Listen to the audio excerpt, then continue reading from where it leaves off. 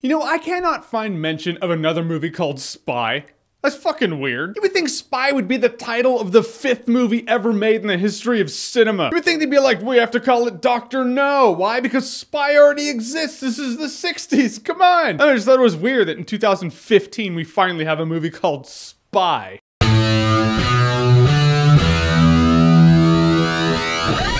Spy. So Spy is a Melissa McCarthy comedy directed by Paul Feig, the director of Bridesmaids, which pretty much made Melissa McCarthy as we know her. So in Spy, Melissa McCarthy is like the tech support. Every spy out there in this agency has someone in their ear. They're like, oh, hey, I can see the infrared. Oh, there's 3 guys down the hallway. You know, they're monitoring them through satellites and whatnot. Then super sexy, super evil Rose Byrne with some really impressive resting bitch face gets the identities of all the spies out there. So they're like, we need to send someone in the field to find this nuke that's going on the black market, but it has to be someone that no one knows about. So they send Melissa McCarthy, and now it's a Melissa McCarthy spy comedy. And I could say with confidence that I have seen it all when it comes to Melissa McCarthy. I had actually become sick of her, which is why, to my surprise, I actually enjoyed Spy. It showed me that Melissa McCarthy can be Melissa McCarthy without being Tammy. She can be funny, she can be likable, but she can also be mean. A lot of the comedy in this movie is some back and forth that's just really insulting and almost angry, but it's not hatefully angry. It ultimately feels like the Comedy Central roast. And there's a progression of her character. She's not always angry, she's not always snarky and funny. She starts out really timid, you know, she's not really confident, and by the end, she's Melissa McCarthy as we kind of know her. It's always good to see your main character get confidence throughout a movie, and it's kind of neat to get a bonus attached to it, which is some really solid burns from her. Jason Statham's in the movie. Jason Statham was really good too. He and McCarthy have some good back and forth. I like that. Jason Statham just monologuing. Ultimately, there was this monologue he had. I thought he was going to overdo it, and he kind of started to until he didn't anymore because I just enjoyed the shit out of it. He ultimately has this monologue that's pretty much he's talking about himself, but it's like Chuck Norris jokes, but him. I can't deny I was laughing my ass off. And the movie had good action in it too, which I found surprising. Usually in a spy comedy, people are kind of bumbling. They get the job done somehow, but it's like, oh, I'm here for the laughs and comedy trip, and someone will, like, you know, fall over, and they somehow accidentally save the day, but it's not like that. Melissa McCarthy actually kicks some ass in this movie. Jason Statham kicks ass. There's some solid spy ass kickery going on among the laughs. Movie's super violent too. Yeah, it's rated R. There are a lot of F-bombs in this movie, and there's like some blood where you're like, it's not like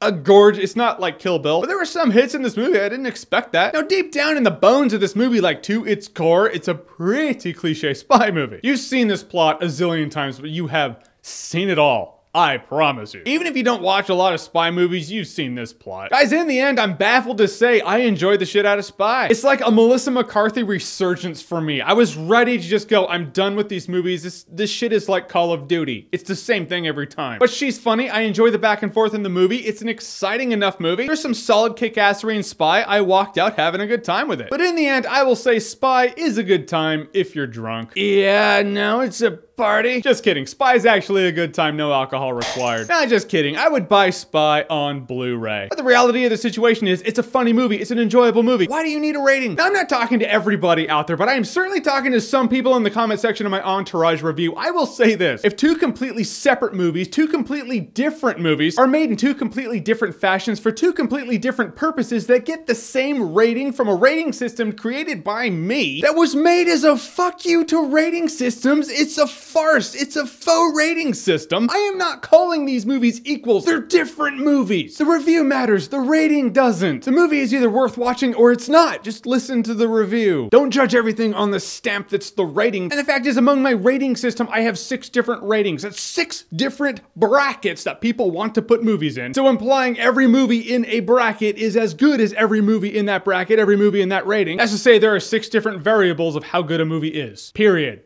Across all movies. That is stupid. And that's why ratings are stupid. And I hate them. That's why we're here. But we have to be here because at a point when I started to think maybe I should just do away with my rating system because a couple of cheeseheads in the comments section, I don't know, it just had to be said. Again, this doesn't pertain to all of you. Most of you out there are beautiful, wonderful fans, and you're a lot of fun, and I love having all of you. There are some loud cuntbag dipshits that have to just scream in the comments section and just ruin the fun. So it has to be said. That is literally the last I will say of it. Rant over, rant done. All right, so Spy, have you seen it? What did you think about it? Whatever you thought, comment below, let me know. And as always, if you like what you've seen here and you want to see more, click right here to see more.